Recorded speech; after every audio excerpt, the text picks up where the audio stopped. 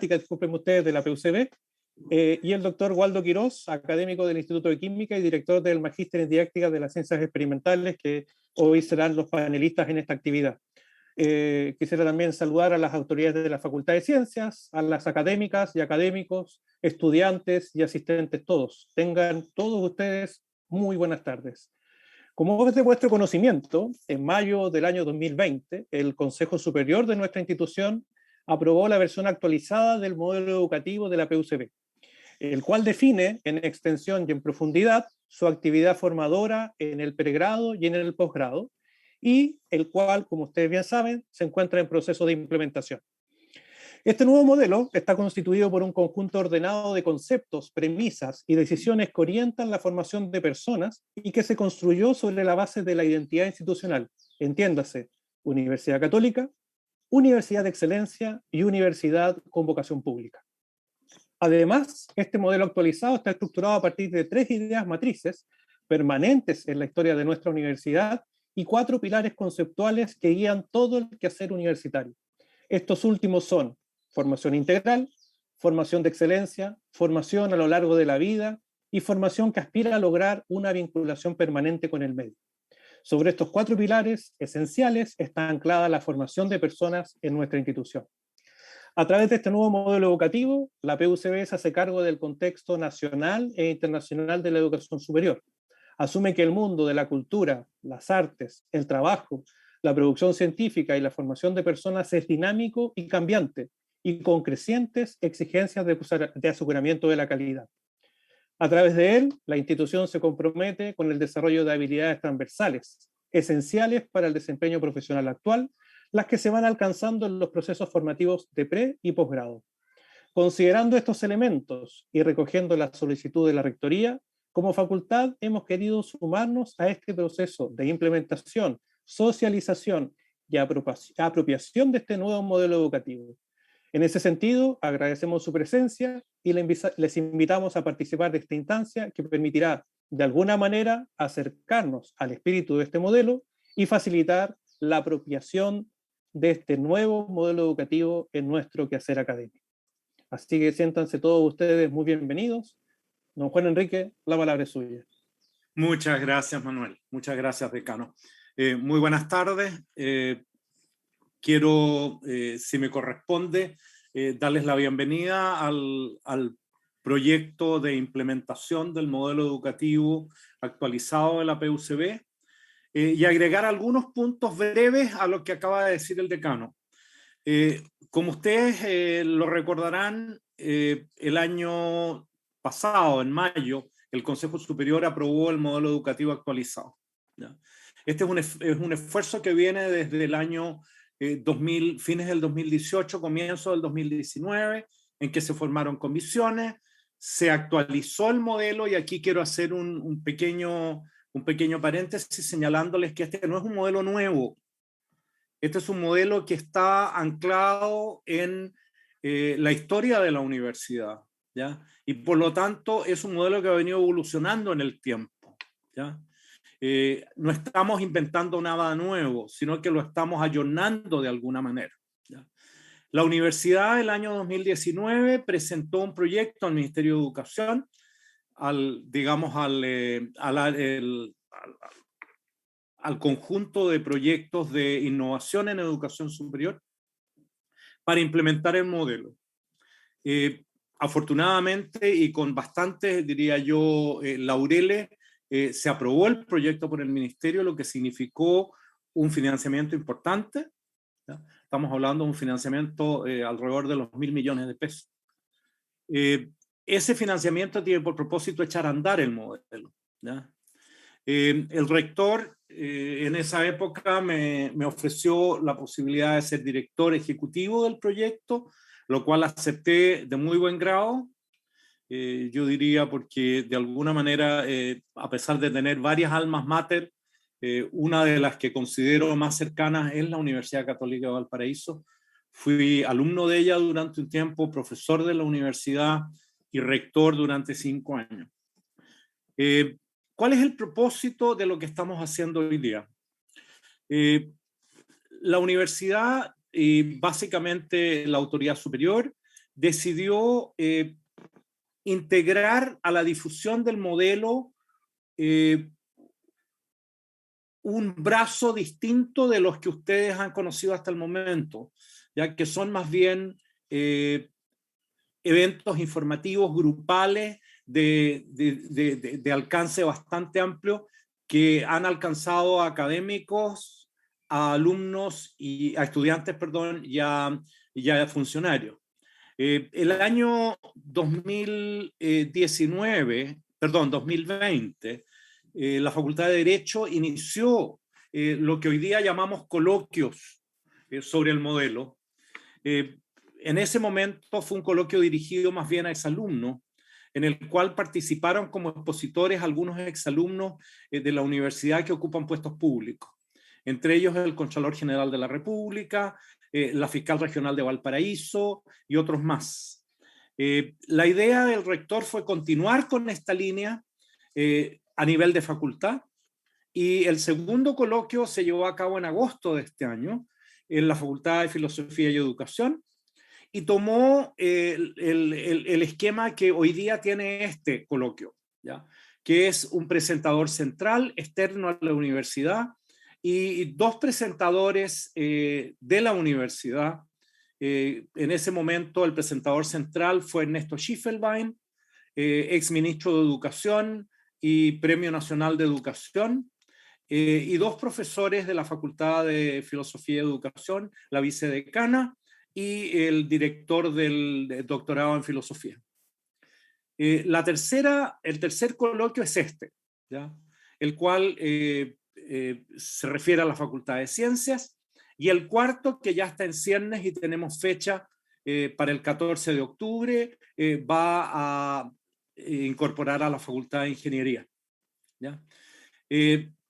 Quiero decirles que el propósito, yo diría que por un lado tiene un objetivo fundamental, y ese objetivo fundamental es lograr una comprensión y una apropiación lo más integral posible del modelo. Pero en este momento, a diferencia de los eventos de difusión que se han hecho antes, hacerlo a través de la discusión y de la palabra de alguien externo a la universidad. La idea es que una vez que presente el doctor Bernasconi y la profesora Estrella, el profesor Quirós, ustedes puedan hacer preguntas, ¿ya? Y el segundo propósito es más instrumental, ¿ya? Y se refiere a algo que es necesario y que lamentablemente no siempre es muy simpático, que es la acreditación institucional. Muy seguramente, al momento que la universidad declara que tiene un modelo actualizado, los pares evaluadores van necesariamente a incursionar con sus preguntas en el tema del modelo actualizado.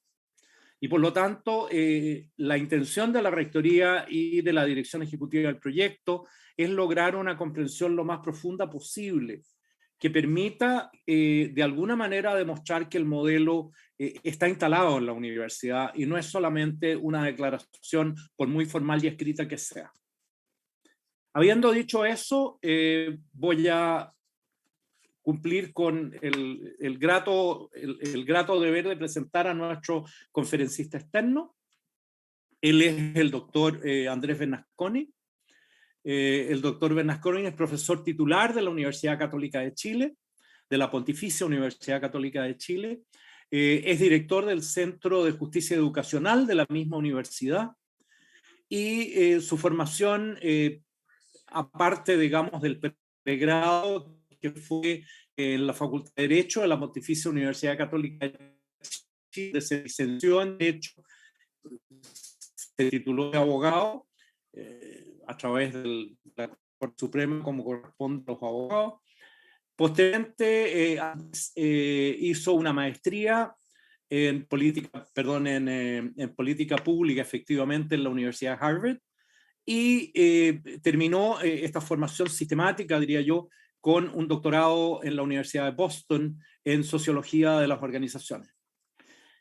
Andrés es uno de los, yo diría, especialistas más destacados en educación superior en nuestro país, y creemos que definitivamente junto al profesor Schiffelbein, conforman un grupo que perfectamente nos puede iluminar en materias del modelo. Hemos tratado de que en lo posible este evento no sea demasiado largo. Las cosas buenas no necesariamente duran mucho. Andrés tiene 20 minutos para presentar y luego cada profesor de la facultad tiene 10 minutos y de ahí el decano dará paso a las preguntas. Andrés, por favor, la palabra es tuya. Muchas gracias, Juan Enrique, por la invitación y por tu generosa presentación, especialmente por referirte a mi universidad como la Universidad Católica de Chile, porque yo sé que allá en Valparaíso nosotros somos conocidos como la Universidad Católica de Santiago, cosa que Alfonso Muga siempre se ocupaba de recordarme. Y gracias también, decano, por acogerme en su casa. Para mí es realmente un placer la oportunidad de conversar con ustedes, con los profesores y profesoras de la Facultad de Ciencias, en este tema tan importante. Voy a procurar hablar corto. Yo no soy de hablar muy largo, quizás 20 minutos me van a quedar grandes, porque realmente me interesa mucho escuchar a mis colegas que van a luego sucederme en el ejercicio de la palabra, y también a ustedes, y tener una conversación sobre la formación fundamental, que me parece que es tan importante y tan difícil. Aprovecho de saludar también a la profesora Elizabeth Montoya, que junto con el profesor Cristian Merino son dos baluartes de la Facultad de Ciencias de la PUCB en el Comité de Evaluación de Fondesit, haciendo ambos un gran aporte a nuestro trabajo. Para mí, una especie como de indicador del paso del tiempo no es tanto el reloj biológico o la apariencia física, que como uno se ve al espejo todos los días. Ahora es peor en realidad, porque no solamente se ve al espejo todos los días, sino que se ve en el Zoom 8 veces al día. Es la creciente oportunidad que tengo de ser invitado a foros como este, en distintas universidades del país, en institutos profesionales, centros de formación técnica, en algunas instituciones extranjeras también, y de conocer un poco qué es lo que las instituciones, a través de sus profesores, que son el capital fundamental de una institución de educación superior, están pensando sobre distintos temas. Por eso que agradezco mucho la invitación, porque siempre yo aprendo mucho más en este tipo de instancias que lo que puedo aportar. Quería, en primer lugar, señalarles que leí el modelo educativo que aprobó la universidad el año pasado y el documento de formación fundamental. Me parecieron dos documentos de una extrema riqueza conceptual, extremadamente ambiciosos también, debo decir, con una intencionalidad que me parece que está muy bien anclada en lo que está ocurriendo en la educación superior en el mundo y lo que está ocurriendo en el mundo de la ciencia y de la formación para el trabajo también. Esta nueva conceptualización del modelo educativo va a generar sin duda muchos desafíos que espero que podamos examinar. Y lo conecto con esta idea que antecede al modelo educativo, que es la formación orientada por competencia. Fíjense ustedes que la primera universidad en Chile en instalar una formación no orientada por, sino basada en competencias, fue la Universidad de Talca, cosa de la cual fui recordado hace poco, porque la Universidad de Talca está preparando un libro sobre sus 40 años, está cumpliendo 40 años en la Universidad de Talca, y ahí aparece entonces esto de que ellos fueron la primera universidad. Yo estaba en la Universidad de Talca en esa época, era decano de la Facultad de Derecho, y se produjo en ese entonces una discusión que yo creo que resuena en todas las instituciones que han instalado alguna versión de la formación orientada o basada en competencias, que es, ¿qué es una competencia finalmente? Y una cosa que yo aprendí es que la idea de que las competencias son solamente cierto registro de habilidades para el mundo del trabajo es falsa. Uno puede diseñar competencias que tengan que ver con el manejo del canon de la literatura universal, o que puedan tener que ver con, como lo hacen ustedes en su proyecto formativo, digamos, en su proyecto de formación fundamental, con el diseñamiento ético, con la comprensión del mundo más allá de la disciplina, con cualquier valor humanista que uno quiera enfatizar. La competencia en realidad es un continente que acepta cualquier contenido. Lo que hace es que nos obliga a hacernos responsables de que esos propósitos formativos están siendo efectivamente logrados con nuestros estudiantes. Ahí está la dificultad. Y ahí está, creo yo, también la belleza de estos procesos de reflexión sobre aquello que la formación universitaria tiene en común, más allá de las especialidades de los distintos estudios. Ustedes solían llamar antiguamente a lo que hoy día se llamaría formación general, le llamaban estudios generales, ¿no? Y ese nombre ha sido superado por el de formación fundamental. Solo quería recordar que el cambio de nombre me parece que es apropiado, pero hay una cierta pérdida ahí que los románticos identificamos de inmediato con la noción medieval de los estudios generales, que forma parte de la noción original de la universidad. La universidad eran los estudios generales en su origen medieval, y había incluso una expresión en latín, que yo soy malo para el latín, no podría repetirles cómo era, pero probablemente studium generale o algo así, o generali. Y yo creo que si bien la forma de desarrollar los estudios generales puede ir variando en el tiempo, la idea fundamental de que existe un cierto elemento común, un núcleo del saber que constituye la identidad de una persona como una persona culta, o una persona que ha pasado por la universidad, quizás distinto del caso de un instituto profesional, se ancla muy profundamente en esta idea de los estudios generales o formación fundamental.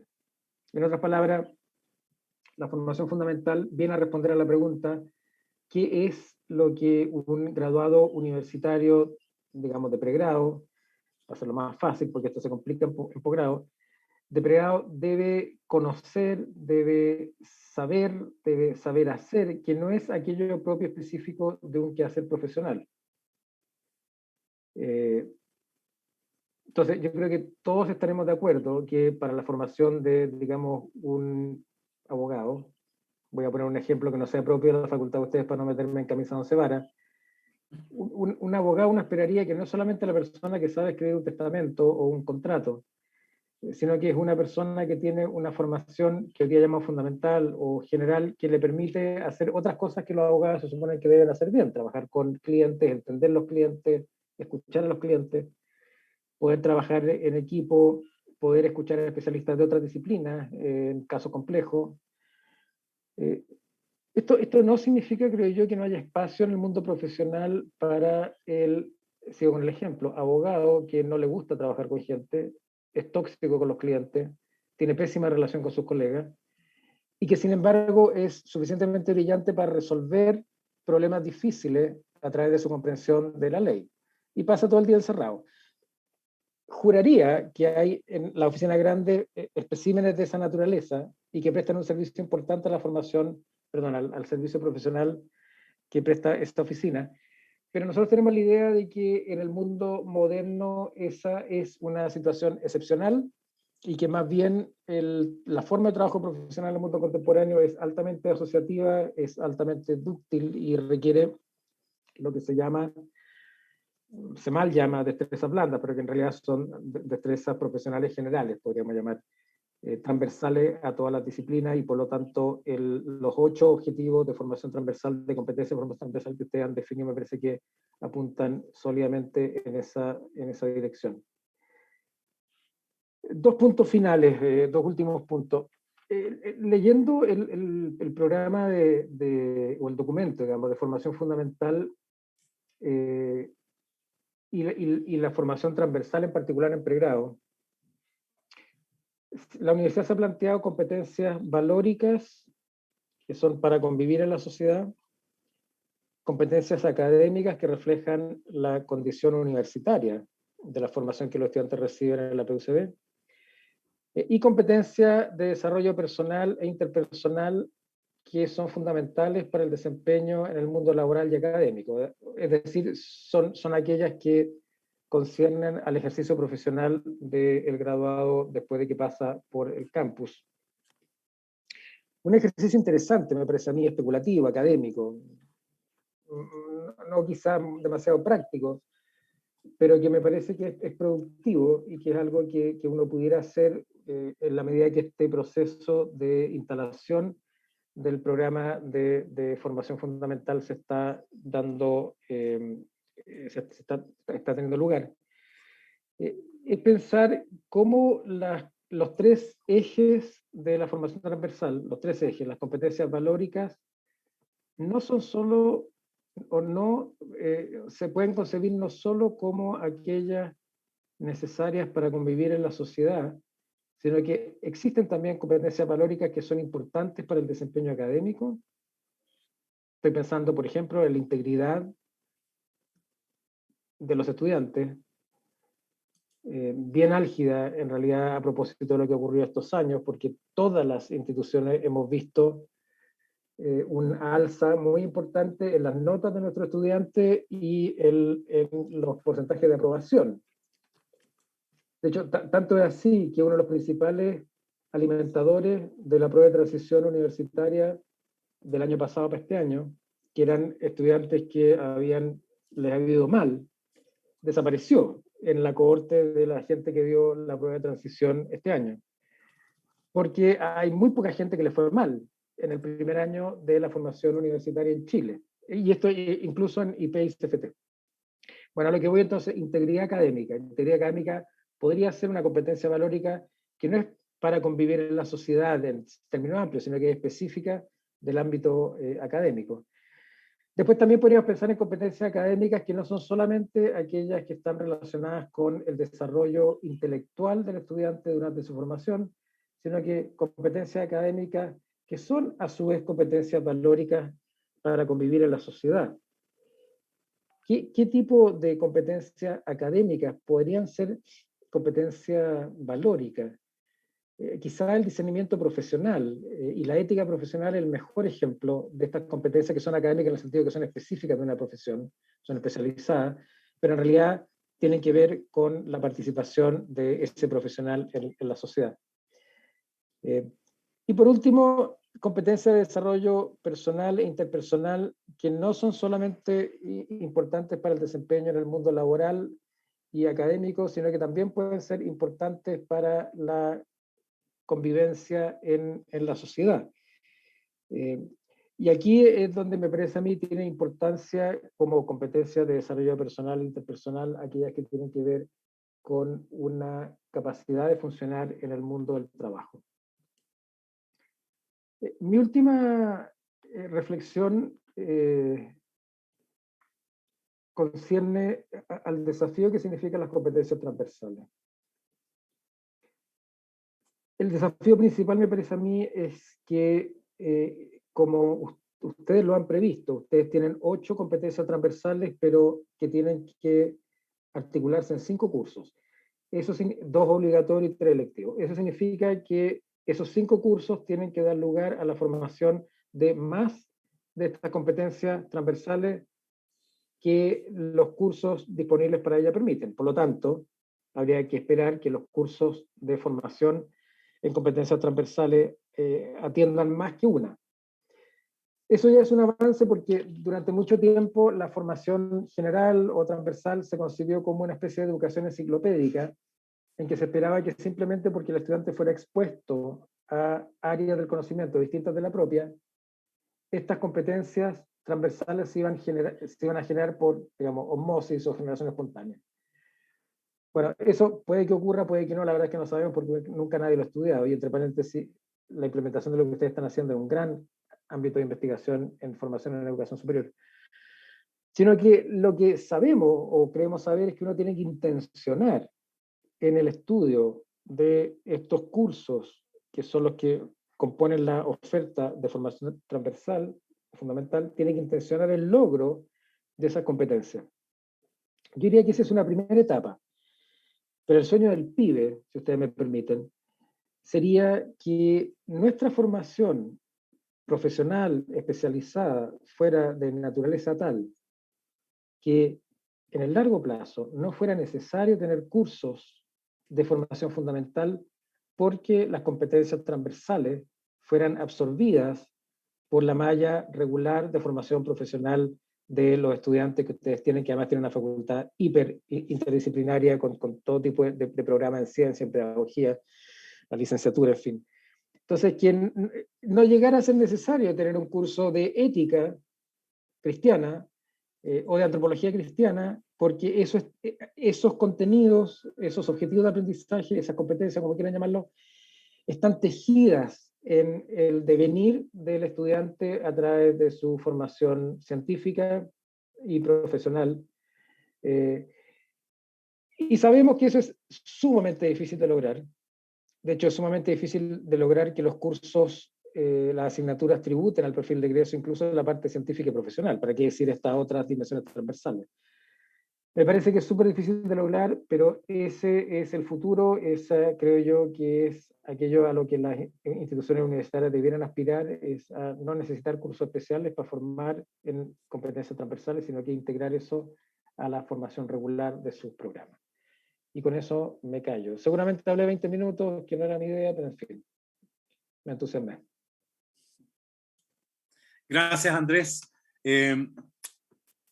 No solo como me lo imaginaba, sino como lo anticipaba. Has abierto, yo diría, una serie de temas que van mucho más allá de lo que escribimos o lo que se escribió en el modelo educativo, y creo que van a dar origen a preguntas más adelante. Dejo con ustedes ahora a la profesora Soledad Estrella de la Facultad de Ciencias para que nos plantee su visión del tema. Soledad, por favor. Muy buenas tardes a todos. Un gusto, doctor Enrique Frommer, de verlo nuevamente. Usted en la década de los 80 me entregó mi título. Tengo una linda foto muy alegre con usted. Bien, puedo compartir, yo no tengo el don de la palabra como el señor Bernasconi, entonces si me dejan compartir. Está habilitado, Soledad. Gracias.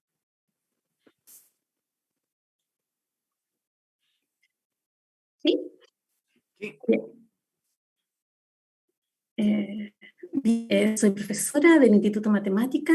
Tengo el honor de que me hayan elegido para mostrar un poco de lo que uno hace. Mi curso habitual, el cual desarrollo el programa y en el cual siempre disfruto de hacerlo, se llama Didáctica a la Estadística. Por eso ustedes ahí ven algunos gráficos con unas distribuciones y algunos ahí outlier y análisis que se hacen sobre los gráficos. Voy a tratar un poco de eso en los minutos que me van a entregar. El modelo ya lo conocemos con ese icono, ¿no? Que tiene la formación integral, una formación de excelencia, vinculada con el medio y perdurable a lo largo de la vida. Un objetivo específico del modelo educativo al cual voy a tratar de aproximarme es innovar en recursos y capacidades para apoyar los procesos de enseñanza y aprendizaje asociados al desarrollo de habilidades transversales de los estudiantes. Habilidades transversales.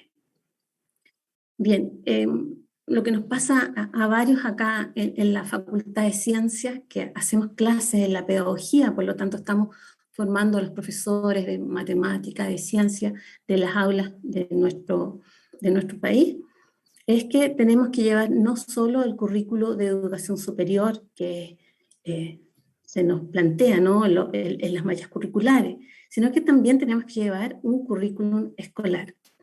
Y con la muy bienvenida, por lo menos, en lo que es matemática, es que nosotros tenemos este año estándares de la profesión docente de carreras de pedagogía en matemática en educación media, en el cual también tuve el honor de trabajar en lo que era la línea de estadística y probabilidad, y aunque tuvo varios cambios en sí los estándares de profesión de docente, el de estadística lo respetaron mucho, lo cual se agradece, porque vincula mucho lo que está en las últimas tendencias de la educación estadística con lo que se propuso ahí. Bien, esto puede verse aquí está lo que quiero decir, ¿no? Que puse ahí un libro de sexto, pero tengo el abanico de posibilidades en nuestros estudiantes puede ser desde séptimo o desde sexto también, hasta terminar la educación media. También tienen que atender los nuevos estándares de la profesión docente, en tanto que hay que tratar de desarrollar las competencias que se señalan ahí. Y he marcado dos que son muy, muy necesarias y que las desarrollo en mi asignatura, al igual que muchos colegas acá, por supuesto. Pero quizás otros puedan desarrollar lo que es la dimensión emocional, la dimensión cognitiva, la dimensión social, cuestiones que son muy importantes, pero mis capacidades solamente me dan para ver lo que son la dimensión de las tecnologías de la información y también abarcar la dimensión de los contenidos del siglo XXI, que se los hago conocer hace varios años mis estudiantes, las habilidades del siglo XXI, y que también las voy a ver aquí un poco desde el enfoque que quiero mostrar. Entonces, la idea es que lo que quiero mostrar con esta imagen es la complejidad que le toca al formador de profesores tener en cuenta el currículo escolar, los estándares que están llegando y además el propio programa de currículum de educación superior, más los aspectos propios de los aprendizajes del estudiante y propios de la enseñanza del profesor. Este punto tiene que ver con lo que significan las habilidades del siglo XXI. Aunque hay alfabetizaciones, competencias y cualidades del carácter, he colocado alfabetizaciones porque en mi asignatura, vuelvo a enfocarme, en mi asignatura lo que desarrollo es la alfabetización estadística para lograr que los ciudadanos puedan tomar decisiones basadas en los datos. Para ello me enfoco principalmente en la alfabetización científica y en la alfabetización que tiene que ver con lo cívico y con lo cultural. En tanto competencia, en especial en el pensamiento crítico, que justamente lo dan los datos, lo dan las evidencias, los dan las fake news. Todo eso se desarrolla con el pensamiento estadístico que está dentro del pensamiento crítico y en la resolución de problemas. Lo que hace un estadístico es finalmente resolver problemas con datos y trabajar con la habilidad que presentan. Bueno, y para eso hay que usar mucha creatividad. Y en tanto, las cualidades del carácter, curiosidad e iniciativa son lo que hemos más tratado de proyectar en nuestras clases. Más que proyectar, los estudiantes tienen que vivirla. Y la curiosidad y la iniciativa solamente se da si hay espacio para ello. Bien. Como foco, nosotros tenemos una metodología de desarrollo profesional de los profesores que le llamamos, o sea, se le llama en todo el mundo, esto tiene una línea japonesa desde hace 150 años, que la descubrieron los norteamericanos a finales de los 90, casi en el año 2000, y que recién ahora se está desarrollando a nivel de todo el mundo. Es que estudiar la clase que se hace, finalmente ser investigador, o sea, que nuestros estudiantes investiguen sus propias clases, que nuestros estudiantes sean profesionales desde que están aprendiendo a ser profesores. Para ello se establecen metas para un plan de clase, lo planifican, lo implementan, lo revisan y vuelve a ser un ciclo iterativo rico tanto en reflexión como en productos. Bueno, eso es un poco más complejo como está ahí, pero en alguna otra ocasión que no tengamos solo 10 minutos podemos conversar de ello. En este caso, yo creo que hay que compartir algunas reflexiones. Y en tanto estudio de clase, digo yo, podemos investigar nuestras propias clases de modo que intentemos comprender y mejorar los procesos educativos situados en nuestra propia realidad y basados en teoría, aprovechar lo que van descubriendo los hallazgos de investigaciones y llevarlos al aula. Por otro lado, ¿cómo podemos actualizar nuestros procesos de enseñanza y reconocer el impacto de esto en aprendizajes perdurables en nuestros estudiantes? Y desde mi asignatura, ¿cómo puedo formar finalmente ciudadanos responsables. No sé cuántos minutos me quedan, Manuel, si me ayudas. Yo creo que Juan Enrique tiene cronometrado el tiempo. Un segundo, por favor. Es que con la presentación se me tapa el reloj. Yo diría que estamos casi justo, Soledad, te quedan un par de minutos. Con 2, entonces. Bien, ahora les voy a presentar algo muy simple que hacemos en la clase, pero es como para ejemplificar, y tomé una idea que más o menos todos la manejamos en nuestras investigaciones al menos, y es que tenemos que hablar de datos. Esta es una clase, una diapo de una clase. Entonces los estudiantes se les invita a pensar bueno, ¿qué están viendo en esos datos? Después de unos minutos, que los cuales no tenemos ahora, los estudiantes empiezan a ver un poco la variabilidad, pero de ahí nosotros entramos a una representación de datos que no es menor, que es compleja, que para muchos es fácil, pero no es tan así. De hecho, hay varias investigaciones que tratan de ella y que tiene que ver con el boxplot o con la caja de bigotes, que también le llaman, que tiene varias complejidades visuales para poder entenderla, y también tiene unas contraintuiciones, puesto que habitualmente nosotros en geometría sabemos que si la caja es más grande es porque hay más elementos. En cambio, justamente aquí no se habla no tenemos más datos, sino que hablamos de densidad. Pueden estar más alejados los datos unos de otros. Bueno, así empezamos a ver la complejidad que tiene que ver los datos que se empiezan a analizar, tanto por sus representaciones como por la variabilidad que está intrínseca en ellos. Por acá empieza uno a ver unos outliers que están más afuera, y empezamos a interpretar de qué se trata. Pero para ello también hay que hacer. Por ello los invitamos a los estudiantes a hacer a mano alzada unos tipos de distribuciones, para después sobre ellas mostrarlas, por ejemplo esta, y sobre ellas ellos traten de imaginarse cómo serían los gráficos de los boxplot. Bueno, y no solo imaginarlo, porque además tienen que dibujarlo. Y tienen que llegar a algo así y lo representan. Y viceversa, ¿no? También dado los boxplot, imaginémonos los histogramas de datos que se están mostrando. Bueno, con eso nosotros queremos desarrollar habilidades en los estudiantes, habilidades de análisis de datos, de explorar los datos, de reconocer la distinta variabilidad que hay en ellos. Por lo tanto, desarrollamos el pensamiento crítico que les conversaba antes, para que justifiquen, para que hagan inferencias, pero basadas en los datos, para que generalicen, realicen análisis exploratorio a través de visualizar y reflexionar. También se toman ideas claves que ya he mencionado, y veamos las habilidades transversales del currículo escolar, que son las de representar, resolver problemas, argumentar, comunicar y, por supuesto, modelar.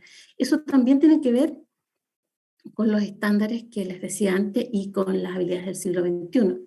Y por último, el siguiente resumen que les quiero mostrar es que esto tiene que ver con estas competencias que hemos hablado del siglo XXI. También tiene que ver con las alfabetizaciones que antes señalé, la alfabetización estadística, la alfabetización digital en la clase, de forma que a través de Zoom, de GeoGebra, de Forms y de encuestas online podamos ir construyendo nuestro conocimiento, nuestras críticas y nuestros análisis a los datos, para desarrollar curiosidad y escepticismo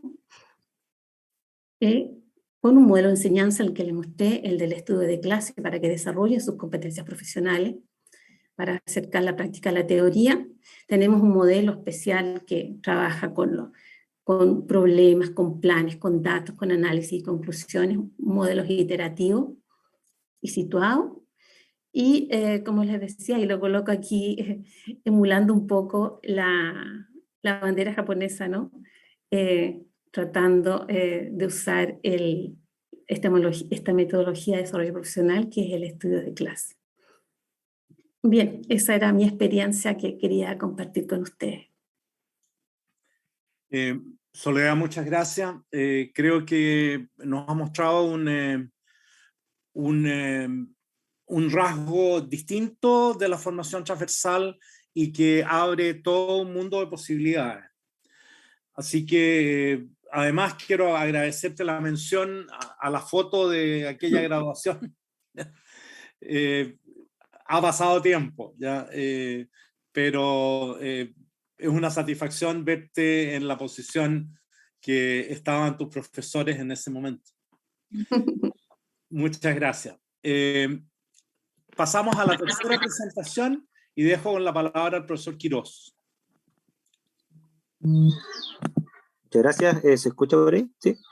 Sí. Bien. Bueno, agradezco la invitación y agradezco obviamente a mis colegas Soledad y Andrés con la presentación que hicieron. Me facilita mucho lo que voy a decir ahora, porque hay algunas cosas que voy a tener que omitir por razones de tiempo y creo que ellos las plantearon bastante bien. Yo desde que estoy en la universidad, en términos formativos, de lo que la universidad entrega, formativamente yo he visto dos revoluciones y creo que estamos ante una posible tercera, ¿ya?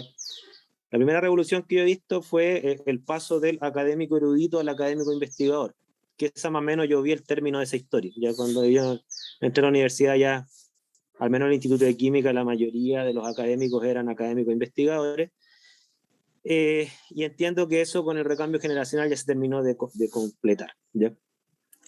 La segunda revolución que yo vi, el paso del estudiante receptor al estudiante partícipe, que es a través de todo este cambio de lo que es de los currículos basados en, digamos, en contenido a currículos basados en competencia, que entiendo que estamos en un proceso de completar eso. O sea, nos queda bastante por hacer, pero también hay que reconocer que ya hemos hecho harto también.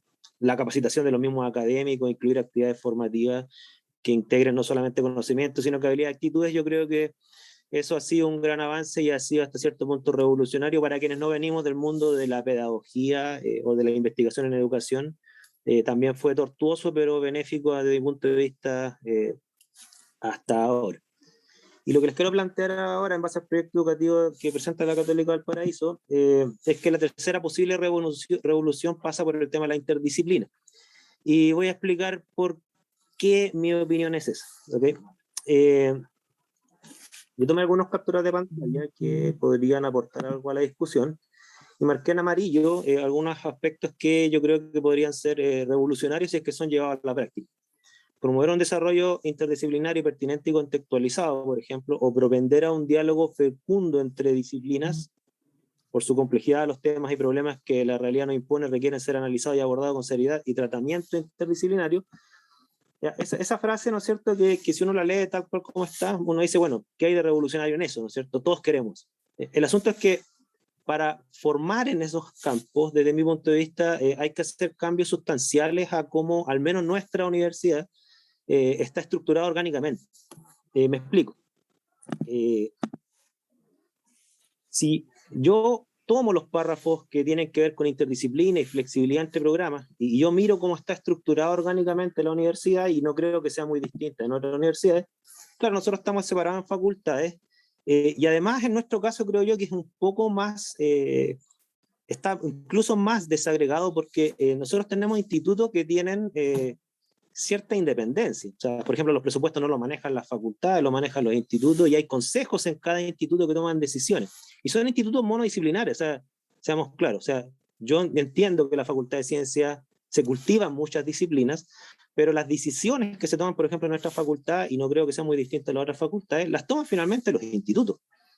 Entonces, el Instituto de Química toma decisiones, el Instituto de Física toma decisiones, el Instituto de Biología, y así sucesivamente, todos los institutos que conforman la facultad toman sus propias decisiones. Supongamos que queremos hacer una formación interdisciplinaria, es decir, como dice el proyecto educativo, tomar problemas de la sociedad que por su complejidad requieren un tratamiento interdisciplinario, y por lo tanto tenemos que formar gente que trabaje en problemas de alta complejidad de la sociedad y además en equipos interdisciplinarios. Hoy en día nuestras asignaturas hacen que la mayoría de nuestros estudiantes se pongan en contacto solamente con estudiantes de su propia carrera, y quizás la única excepción sería mayoritariamente los cursos de formación fundamental, cursos que por lo demás no son temáticos, perdón, son temáticos, pero hay una diversidad tan grande que uno podría, por ejemplo, volverse erudito en algunos temas que no necesariamente representan problemas complejos de la sociedad. No digo que no tengan importancia, pero no sé. Pero apuntan a otras cosas. Por ejemplo, no sé, yo recuerdo haber sido estudiante y tomar geopolítica, ¿ok? O evolución histórica del cine. Súper bueno, ¿no es cierto?, para tener una visión general y erudita de varios campos fuera de los nuestros. Sin embargo, como decía Andrés, creo que ahí me tocó mucho lo que decía Andrés, lo ideal sería que tener visiones de otras disciplinas y trabajar con gente de otras disciplinas en problemas reales en nuestra propia malla. Es una cosa que la orgánica que tiene la universidad, no digo que lo impide, pero lo dificulta muchísimo. ¿Ya? Voy a poner un ejemplo. A mí hay un tema que me interesa muchísimo, que no es ni siquiera mi campo. ¿Ya? El tema de la blockchain, si ustedes lo han escuchado. Una nueva tecnología súper disruptiva que se ha tomado el campo en varias dimensiones. ¿Ya? Por ejemplo, el problema de la centralización de la emisión monetaria que lleva a gobiernos corruptos a pagar favores y robarle a la gente vía inflación. Eso la tecnología blockchain, por ejemplo, lo está aportando una solución de dinero descentralizado que le entrega el poder del dinero a la gente. No digo que es bueno o malo, pero que es disruptivo, ¿okay? Ejemplos de centralización del poder, no solamente del dinero, hay centralización de la burocracia, centralización de la trazabilidad de las fichas médicas de la gente, de su identidad, la centralización de la economía digital. Son problemas que hay tecnologías disruptivas que están abordando esto de forma interdisciplinaria. ¿Por qué nombro esta tecnología? Porque nosotros los científicos hay una centralización que nos pesa enormemente, que es la centralización de la publicación y trazabilidad del conocimiento científico.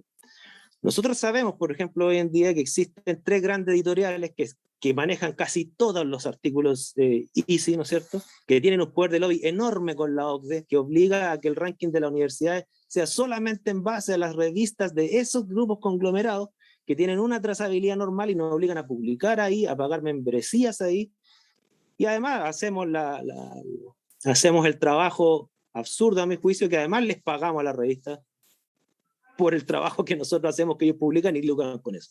Es una cosa absurda desde mi punto de vista. Si nosotros quisiéramos, por ejemplo, formar gente que apunte a descentralizar la ciencia a través de esta tecnología, uno podría decir, bueno, ¿cómo lo hacemos? Si no tenemos ninguna instancia de formar a científicos, con informáticos, con economistas, con sociólogos, que apunten a tener un plan formativo que culmine en investigaciones interdisciplinarias con tesis que sean grupales, no no individuales, como está incluso en varios reglamentos, ciertamente que tenemos un problema enorme ahí si queremos aportar en problemas complejos de la sociedad que requieren un tratamiento interdisciplinario como este. ¿Okay?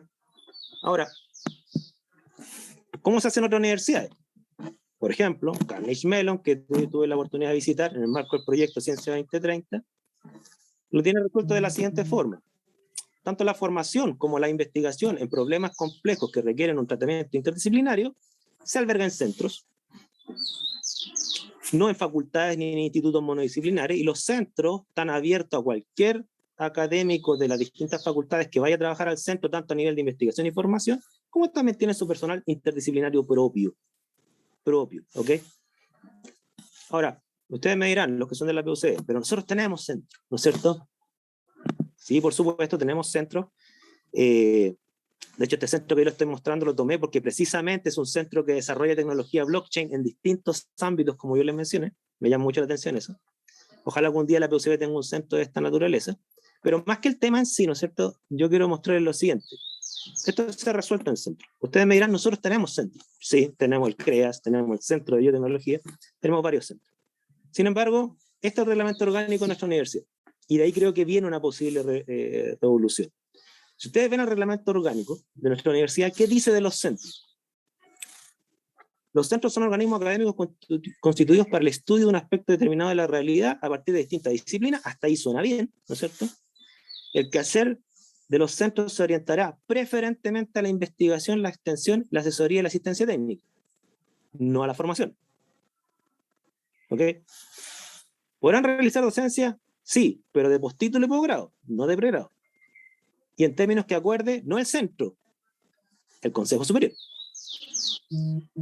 ¿Ok? O sea, hay que llegar al nivel del Consejo Superior para pensar que un centro pudiera dictar eventualmente un postítulo, un posgrado. Cosa que obviamente las unidades académicas lo pueden hacer una propuesta de abajo hacia arriba de forma mucho más expedita, los centros no pueden. ¿Quién alberga la formación interdisciplinaria con una vía expedita para proponer esto? En este momento nuestro reglamento orgánico pone este grado de dificultades. ¿Okay? ¿De quién están integrados los centros? Ah, bueno, de académicos de otras unidades. O sea, no tienen académicos propios. ¿Ok? Ahí tienen ustedes otro problema, ¿no es cierto? Y obviamente que ese académico es un juego de suma cero. O sea, lo saco de una unidad para irme a otra. Para terminar esto, porque creo que estoy en el tiempo, Está en el tiempo, Waldo. Ya, con esto ya voy a terminar, justo. Dice, el quehacer de los centros se orientará preferentemente a la investigación, la extensión, la asesoría y la asistencia técnica. Podrán realizar docencia por título de posgrado en términos que acuerde en cada caso el Consejo Superior. Entonces, mi opinión de este proyecto es que es una oportunidad para hacer una revolución a nivel de gobernanza. Que una vez por todas los centros no tengan solamente una función de investigación, la cual es buena. O sea, que los centros, precisamente, centralicen la formación interdisciplinaria, yo creo que podría ser una revolución bastante importante para ponernos al día en la formación en problemas complejos que requieren un tratamiento precisamente interdisciplinario. Eso, muchas gracias. Muchas gracias, Waldo. Creo que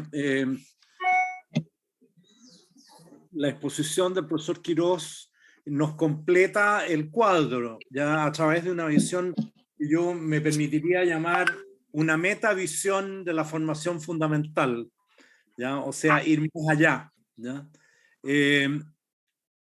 Muchas gracias a los tres presentadores y en beneficio del tiempo le propongo al decano que abramos el espacio de preguntas, ¿ya? Y el ideal sería que, es decir, obviamente no lo vamos a hacer por escrito porque no tenemos tiempo, ¿ya? El ideal sería que vayan pidiendo la palabra y se les conceda la palabra y en lo posible dirijan la pregunta a uno de los presentadores.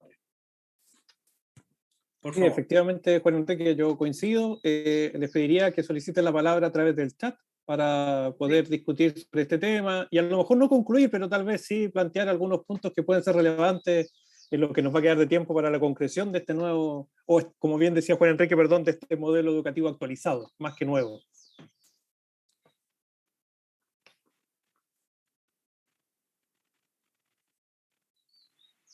Si es que alguno de los presentes. Profesor Cristian Merino, adelante, por favor. Merino. Hola, muy buenas tardes. Muchísimas gracias por la exposición, por los temas.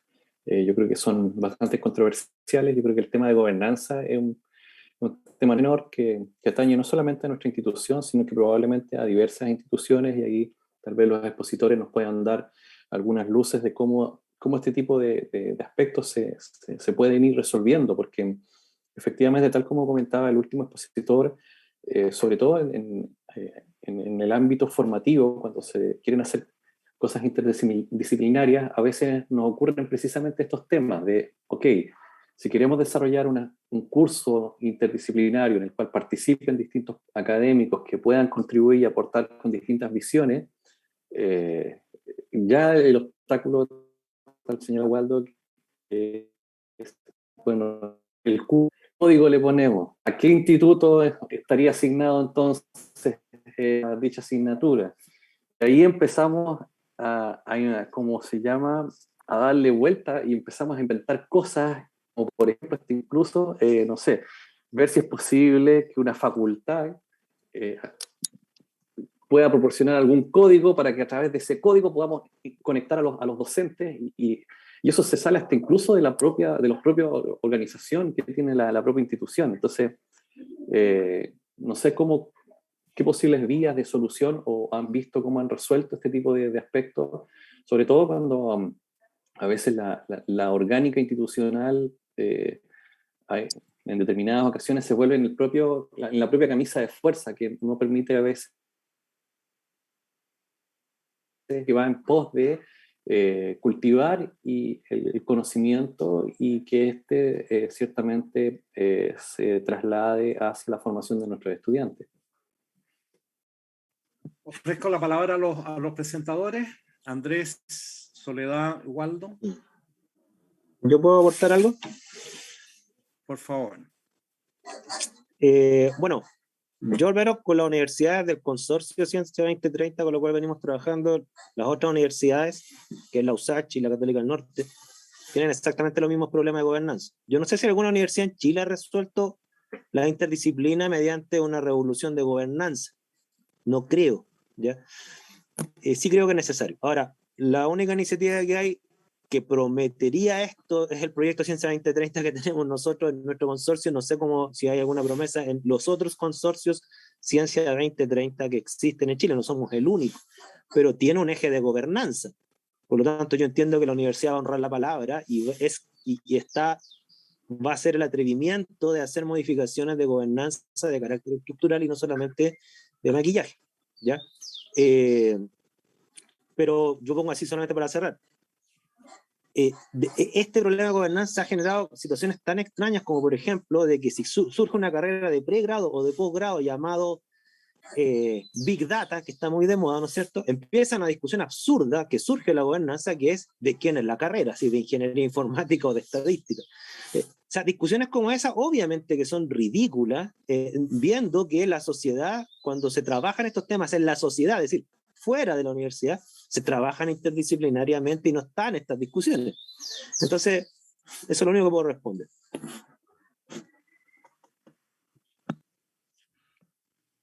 Sigo ofreciendo la palabra en el tema a alguno de los presentadores. No, yo quiero apoyar lo que dice Waldo en el sentido de que pensar en, llamémosle, privilegio docente fuera de las facultades o institutos, en el caso de ustedes, y escuelas, es anatema en la economía política del sistema universitario.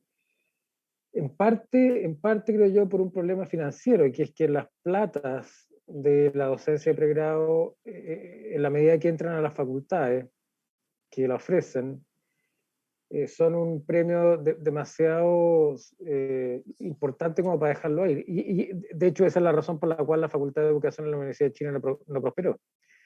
Es porque los incumbentes, que eran la Facultad de Ciencia en parte, Faxo en parte, Humanidades, y Filosofía y Humanidades en parte, porque todos tienen un pedazo del pregrado, se opusieron a perder las carreras de pregrado, que habría significado la formación de una facultad de educación. Y para no tirar barro para el lado, en el caso nuestro, el college no tiene profesores propios. Y la universidad se ha opuesto siempre, la universidad quiero decir, las facultades se han opuesto siempre a que el college tenga profesores propios, porque le temen a la posibilidad de que se cree esta unidad con, no sé, 2.000 estudiantes, porque algo así, 2.000, 2.500, gigante, con profesores propios que le compitan entonces a las facultades. Y en el caso de los centros, Waldo, nosotros, yo dirijo un centro de excelencia de la NID, hemos tenido que luchar para que la universidad acepte patrocinar proyectos Fondesit de investigadores del centro que no son profesores de la universidad. Nosotros contratamos, no sé, 15 personas que son doctores todos, investigadores nosotros somos primos hermanos de Inclusiva, que es el centro de la PUCB. Entonces tenemos esta gente y finalmente nos apoyaron para que pudieran postular a Fondesit, pero la reacción instintiva de la estructura de la universidad fue decir, nosotros no queremos que nos compitan investigadores de centro con los profesores de la facultad, con los mismos fondos. Entonces, bueno, hubo que hacer un argumento y finalmente nos dieron la razón de que podían competir y se han ganado un montón de fondos, los investigadores de CJE. Pero yo creo que, digamos, recordando a Star Trek, la próxima frontera sería que se reconocieran los centros que en las universidades del mundo son entidades de enorme vitalidad interdisciplinaria, la posibilidad de otorgar título y grado, pero estamos lejísimos, o sea, está todo en contra de eso.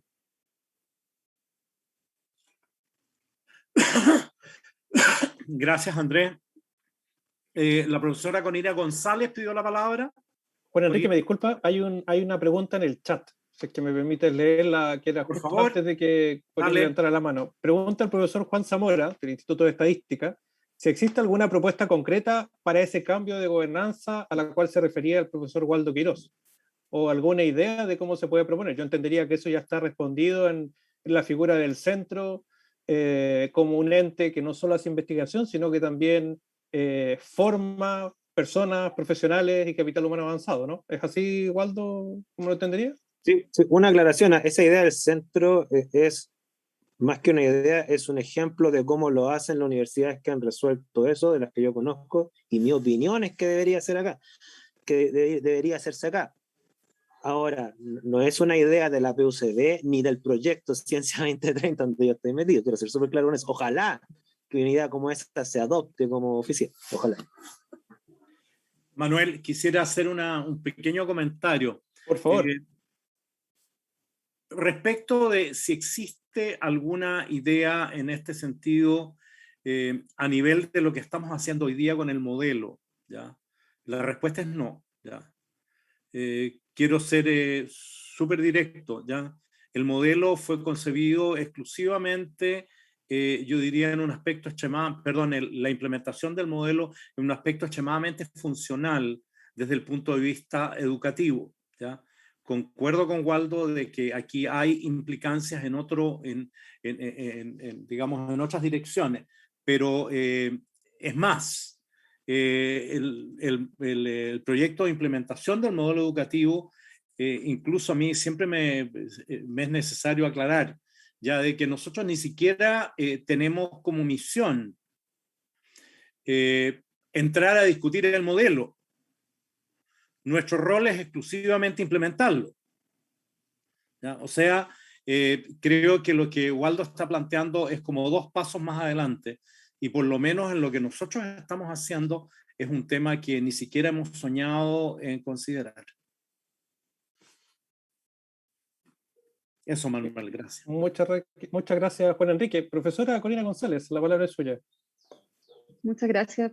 Yo desgraciadamente llegué tarde, así que me perdí la primera presentación, pero quería agregar bueno, comentario, pregunta. Hace algo así como 50 años mi papá estudió matemáticas en Alemania y en ese tiempo él contaba que él podía tomar ramos de, por ejemplo, astronomía, que era una cosa que le interesaba.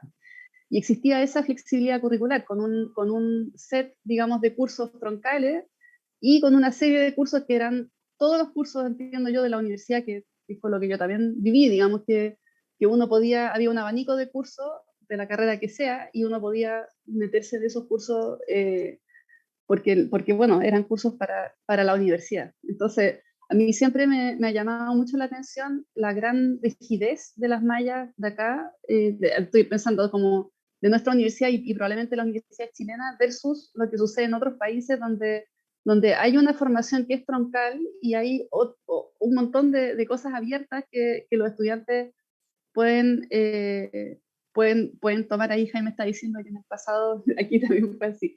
Entonces, eso, bueno, esa es una primera, hay primero una pregunta de qué tan disparatado, digamos, es pensando en esto de que se promueve la flexibilidad, qué tan difícil administrativamente es que se llegue a algo así, digamos, que haya un cierto tronco común y que el estudiante pueda complementar su formación con asignaturas, no necesariamente las de formación fundamental, sino que a lo mejor alguna obligatoria de otro curso, etcétera, que yo entiendo que legalmente quizás se pueda hacer como todo un trámite, ¿no es cierto?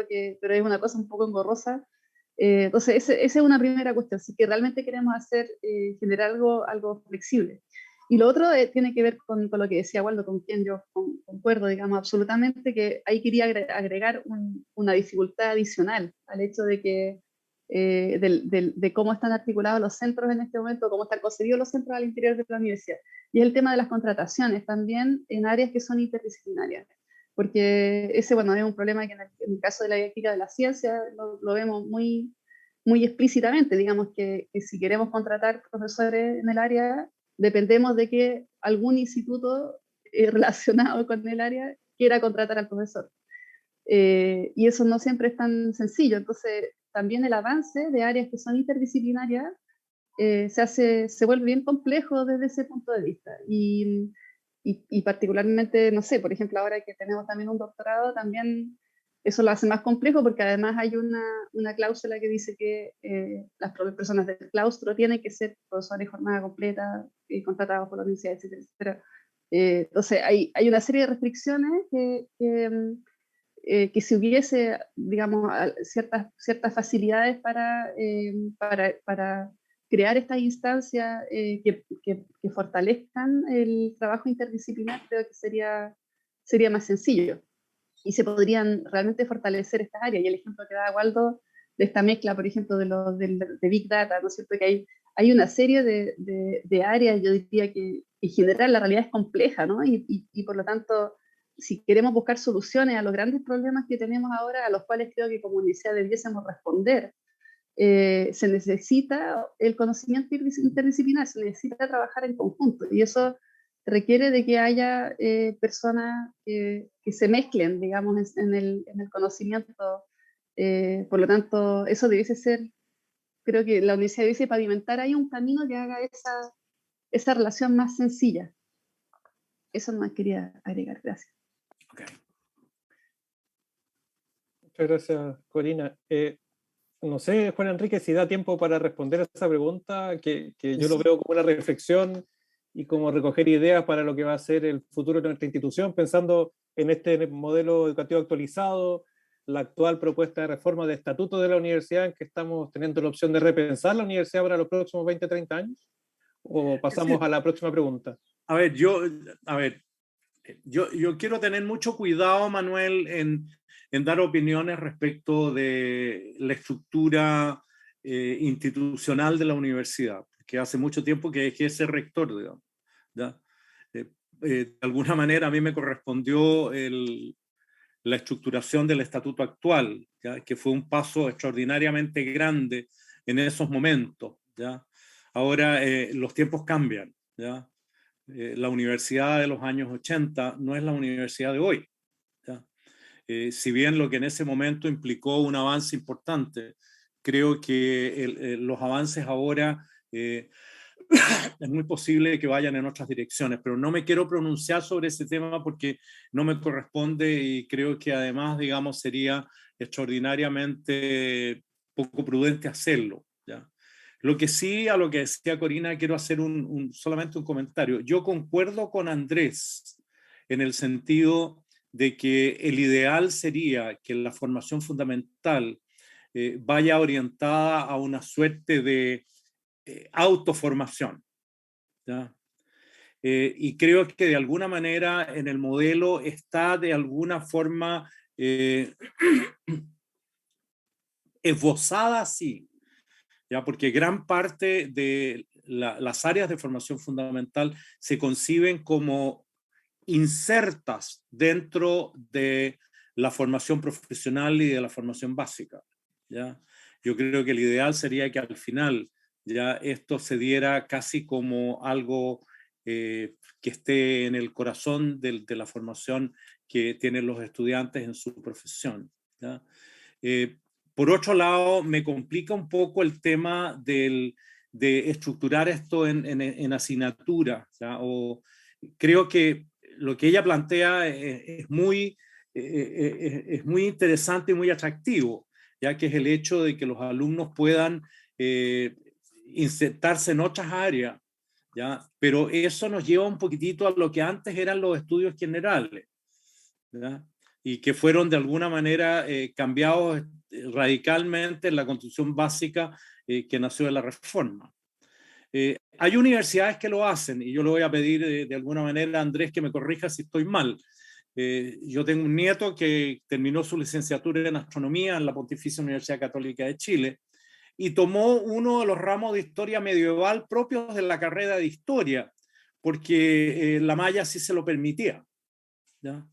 O sea, no fue una asignatura que estuviera diseñada ya para ser complementaria, sino que era una asignatura fundamental de una carrera que no era la de él, ¿ya? Y bueno, conociéndolo a él, digamos, él tiene la inquietud de entrar a temas así, que son la filosofía y la historia desde la perspectiva que es un astrónomo, digamos. pero no sé, el actual modelo educativo ese tema no lo aborda directamente, ¿ya? Y creo que hay que ser súper claro, ¿ya? Creo que no hay que abrir esperanzas donde no las hay todavía. Ahora, lo que sí quiero señalar es que este modelo es extraordinariamente dinámico, por eso estamos hablando de actualización. Yo creo que este modelo tiene un horizonte de unos 5 a 10 años a lo más, ¿ya? Lo cual en nuestra actualidad de vida es casi nada, ¿ya? Por lo tanto, vamos pensando en la nueva actualización. Gracias, Manuel. Sí, Había pedido la palabra el profesor Lomeli. Sí, profesor Lomeli del Instituto de Matemáticas. Hola, muy buenas tardes.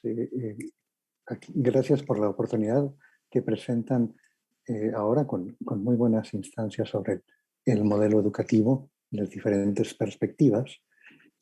De parte del Instituto de Matemáticas, pienso que justamente en el cambio y las diferentes posibilidades que se plantean, por ejemplo, en el magíster en matemáticas tenemos matemática interdisciplinaria desde hace un par de años, pero todavía no hemos logrado captar estudiantes, y recientemente se hizo cambio de malla. Entonces estamos en los resultados, en cosas que queremos el cambio. Una facultad de matemáticas, tal vez a veces el perfil matemático tiene un enfoque un poquito distinto, pero a veces no necesariamente sabemos si lo que hicimos va a tener resultados, pues vamos a las expectativas y cómo implementar el cambio. Entonces, solamente una pregunta. Otra cosa que se me hizo muy curioso al escuchar a Bernasconi con algunos comentarios era sobre, idealmente, algunos ideales de que el estudiante ya podría, gracias a su formación, tener todos los principios, la formación, de que no le fuera necesaria tomar algunas cosas. Y a veces eso es algo que se puede uno plantear. Quisiera uno que mágicamente formara uno, diera la clase de cálculo integral y ahí estuviera mágicamente, subliminalmente todo transmitido al estudiante del modelo educativo para darles una formación integral, pero pues esas cosas no se pueden. Cada profesor dará la clase de manera distinta. En el programa, cuando se encuentra uno con el oscilador armónico, algún maestro puede hacer una referencia bíblica sobre que las paredes entraron en resonancia y cayeron, y resolver la ecuación matemática, resolvérselas y hacerlo, pero otro profesor puede no, y el oscilador armónico, independientemente del punto de vista, imparcialmente está allí en el programa, y cada maestro tiene un punto de vista distinto. Entonces, también hay cosas idóneas, o qué es lo que queremos, o a lo mejor no queremos eso, queremos más imparcialidad en la ciencia, y cómo se implementa. Cada maestro tiene una personalidad y punto de vista distinto, y hay otros, también hay estas otras asignaturas complementarias que ayudan a formar en la ética a los estudiantes. Pensamientos, por si tuviesen de dos cosas distintas, algún punto de vista. Muchas gracias, profesor Lomeli. Juan Enrique, me parece que Andrés tiene la palabra. Andrés había pedido la palabra. Sí. Gracias, Juan Enrique. Lo que apunta el profesor Lomeli es absolutamente crucial, porque al final, si uno quisiera organizar la enseñanza de manera que los cursos, llamémosle científicos y profesionales, den cuenta de los propósitos de formación general, podría eso ser visto como un problema de libertad académica, que entiendo que es a lo que el profesor Lomeli apunta. Y me parece a mí que estamos en una zona compleja de redefinición de lo que es la libertad académica en la docencia. Porque cuando la universidad tiene un modelo formativo, entonces toda la universidad se subordina al modelo formativo de la universidad. Y hay varias expectativas en el modelo educativo que tiene la universidad respecto a ustedes, los profesores, respecto al trabajo docente de los profesores. En mi visión, que este es un proceso en que he estado reflexionando hace algunos años, me parece a mí que el interés formativo de la universidad prevalece en materia de valores académicos sobre la libertad académica docente o la libertad de cátedra. Esa es mi conclusión, no tenemos tiempo ahora de exponerla, algún día la pondré por escrito, pero me parece que el único espacio real, legítimo de libertad académica es la investigación, y en la medida que la investigación se relaciona con la enseñanza de posgrado en el posgrado. En el pregrado, en cambio, me parece a mí que los profesores tenemos que subordinarnos al proyecto formativo de la institución o irnos a otra institución. Yo sé que esto es controversial y quiero plantearlo para aquellos fieles que se han mantenido hasta esta hora escuchándonos. Yo sé que tienen muchas otras ocupaciones que compiten con el tiempo que están dedicando a escucharnos a nosotros, por eso quería planteárselo. Yo recuerdo mucho un colega mío que hizo una investigación sobre la enseñanza del derecho, y los profesores de derecho, que ustedes saben son bastante tradicionalistas, habían en esta universidad aceptado perder el control sobre el contenido del currículum. Pero cuando la universidad les dijo, queremos que ustedes enseñen de manera distinta, enseñen de manera activa y no estén recitando la materia y no estén obligando a que los estudiantes se la aprendan de memoria, cosa completamente razonable, la reacción de los profesores fue, ya me quitaron el contenido, no me quiten la metodología. Entonces estamos aquí en una pugna y que yo creo que los profesores vamos a perder. Sobre lo tuyo, Corina, mira, una gran dificultad que nosotros tenemos en América Latina es que, a diferencia de lo que ocurre en Europa, las universidades damos una credencial académica, que es la licenciatura, y una habilitación profesional, que es un título profesional. Entonces, todas las rigideces de la formación de pregrado no están dadas por el contenido disciplinario. Uno podría dar enorme libertad y autonomía de los estudiantes de elegir su ramo. Pero si tú tienes, en el caso de ustedes, que formar un kinesiólogo o cualquier profesional, esa persona tiene que inmediatamente que sale con su título ser capaz de ejercer. Y esa es la principal camisa de fuerza que nosotros tenemos para cualquier idea de flexibilidad o de currículum central en el estudiante. La única solución a ese problema, vuelvo con la hipótesis aventurada, es quitarle a las universidades la habilitación profesional, como de hecho ocurre en todo el mundo. Las universidades no habilitan profesionalmente ni entregan al mismo tiempo la credencial académica, porque además tú comprenderás que hay ahí un conflicto de interés. Si yo estoy diciendo que una persona sabe, entonces después no puedo no darle el título profesional, y por eso es que a todos los licenciados nosotros le damos el título profesional, y el conjunto de licenciados que no se titulan es un conjunto vacío, bueno, salvo que ellos no se quieran titular, pero rarísimo sería que alguien...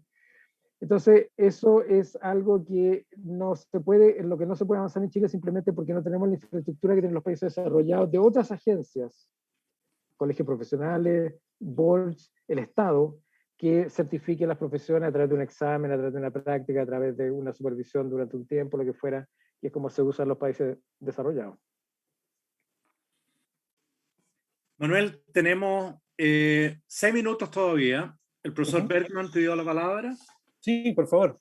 El profesor Jan Bergman del Instituto de Química. Muchas gracias, Andrés. Muchas gracias.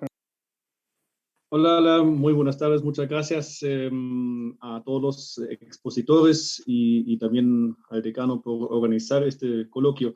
Yo quisiera tal vez continuar un poquito con algo que dijo Andrés recién y con una pregunta bien un poco provocadora. Porque habilidades para el siglo XXI, ¿no? Que es uno de las competencias transversales ahí de nuestro modelo actualizado. Todos los académicos que actualmente enseñamos en la universidad fuimos formados en el siglo XX. Entonces, ¿cómo podemos nosotros, con credibilidad, nosotros formar los jóvenes en las habilidades del siglo XXI?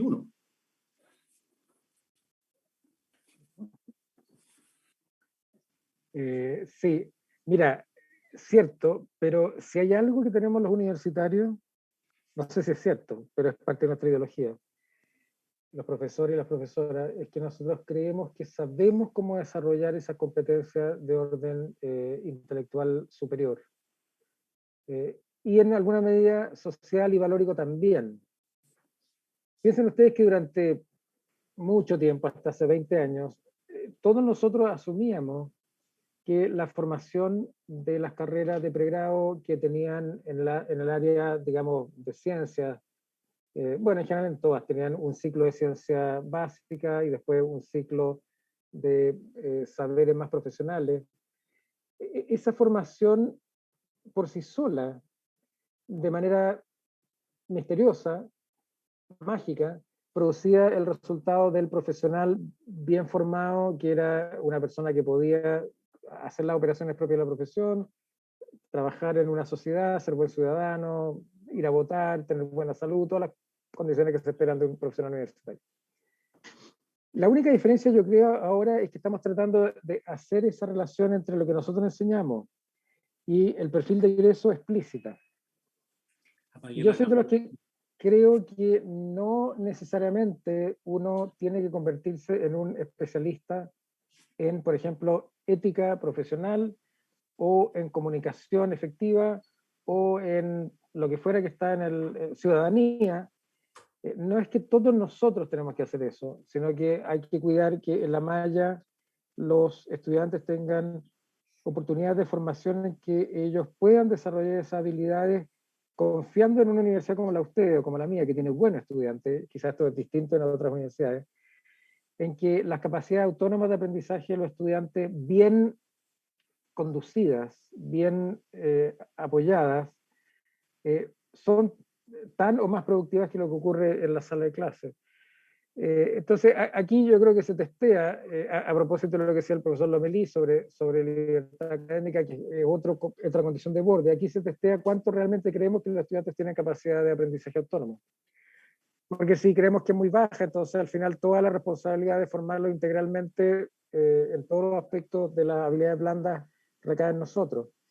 En cambio, si creemos que esto que está declarado en los documentos de usted, la curiosidad, la formación de la curiosidad es parte esencial de nuestro trabajo, quizá eso es el estímulo que lleva a los estudiantes a aprender por sí solos sin ser un esquema tan escolarizado de formación.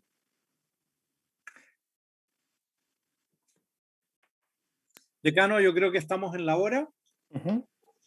Como usted diga, Juan Enrique, me parece que Waldo tiene la mano levantada, si tal vez una palabra de cierre breve, profesor Quirós. Sí, sí. Solo si alcanza el tiempo, si no...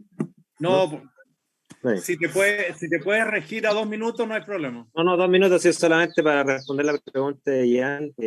Yo creo que, Jan, y le hablo a todos, yo creo que también esto apela a la gobernanza. ¿Por qué? Porque nosotros tenemos un esquema de gobernanza hiperacademicista en donde los que entramos a trabajar son gran mayoría de gente que ha hecho su carrera de pregrado en la universidad, su posgrado en la universidad, terminó trabajando en la universidad y realmente no tiene experiencia profesional fuera de la universidad. Ese es como lo que se da mayormente en la mayoría de las estadísticas académicas. Entonces yo creo que hacer un llamamiento a que nosotros podamos cubrir esas habilidades y esas competencias del siglo XXI, quizás algunas sí, pero a nivel de gobernanza, cuando esto se incluye en centros, al menos lo que vimos en otras universidades, es que esto hacen una apertura a la formación de profesionales del mundo, bueno, voy a utilizar una mala palabra, no tengo otra, del mundo civil, no estoy diciendo que la universidad no sea el mundo civil, digo, me refiero del mundo fuera de la universidad, o sea, profesionales que no han hecho posgrado, que no han publicado, pero tienen trayectorias enormes en empresas innovadoras, trayectorias profesionales gigantes, han hecho una carrera interdisciplinaria que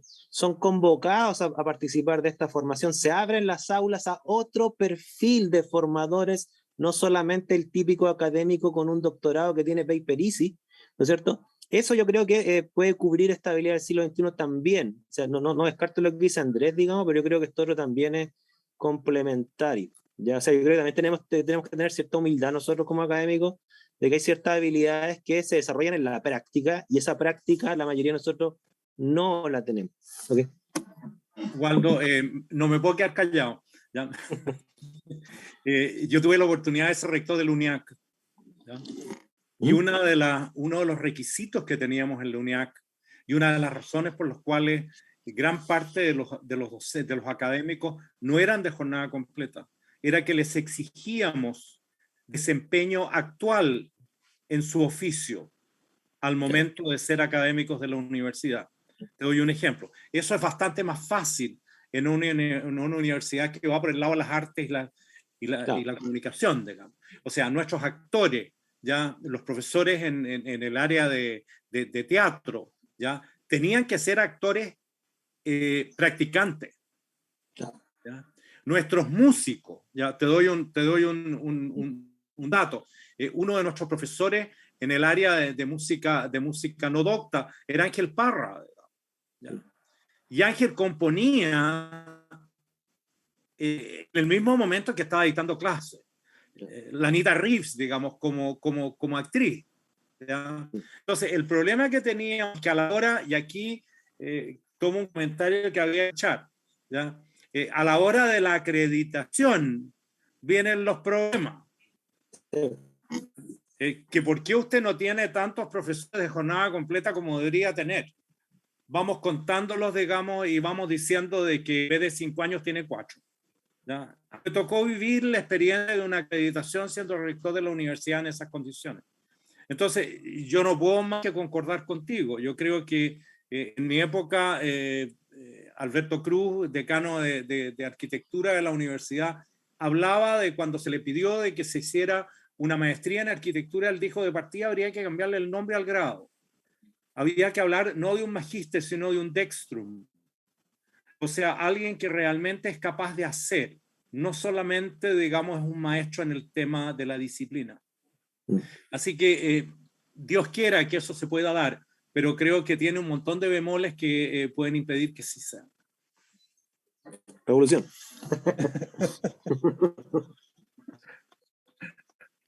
Bueno, agradecemos entonces a todos los presentes por tu participación. Quiero agradecer públicamente el tremendo apoyo que hemos tenido de la Rectoría a través del doctor Juan Enrique Fremel en la realización de este coloquio, a todos ustedes que han participado libremente en esta actividad que nos parece relevante, esperamos que no sea la última.